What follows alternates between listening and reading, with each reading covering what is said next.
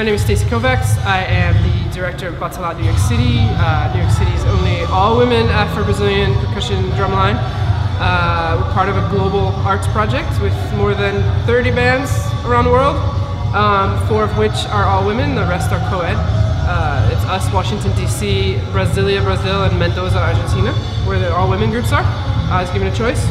So for me being a woman and a female drummer for much of my life, I figured female band of drummers was probably the way to go, because New York City doesn't have it, and it's also pretty powerful. Affirming for us, I mean, we're about women's empowerment, so to speak. I don't really like the word empowerment, women's empowerment, because I believe empowerment comes from within, and while we may give the tools to empower you, you ultimately have to do it yourself, in my opinion.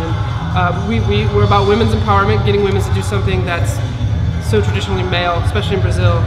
Women were dancers, they didn't play drums. It was actually part of religious rules at one point that are now changing. But so affirming that women can do this, that it's not a gender-based thing.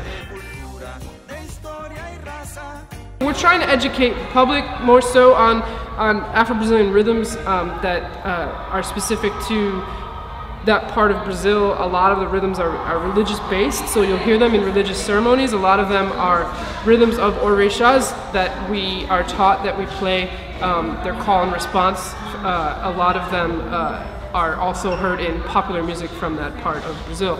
And so we try to educate culturally that way. Like I learn as much as I can, I watch, I talk to my maestro, I go to Brazil, I try to pick up as much as possible. I bring that back and teach the band.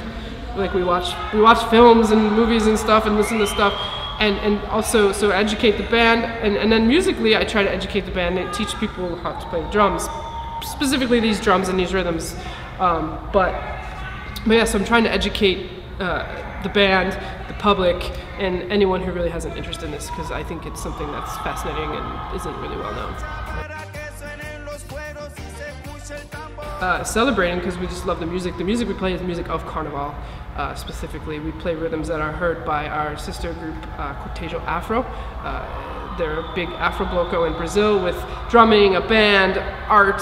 They have a big terreiro where they make all of their costumes, and it's a big community neighborhood group. So we're Batala is loosely affiliated with Cortejo Afro. So we celebrate, we go to Carnival and we play with them.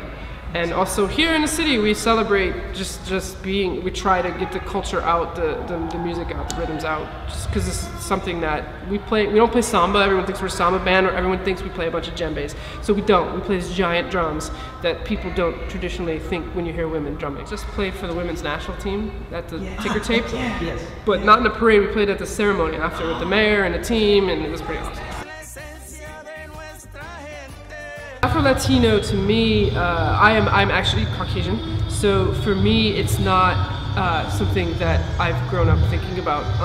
So for me, the group I'm with is specifically Afro-Brazilian, but Afro-Latino encompasses that, because Brazil's in Latin America. For me, like I've always been drawn to, even since I was a child, I've always been drawn to Latin rhythms, music rhythms on drums, salsa music, just all sorts of drumming with anything with that clave in it. Just I've been drawn to. So for me, it's something that I've always wanted to play. I've never really been given the opportunity. I'm from a suburb of Buffalo, New York, and we played marches Oh, you are? Oh, I'm from Orchard Park. Yeah, so we played marches and like typical like marching band music, and so every time we did play something with sort of Latin rhythms in it, I really was like, yeah.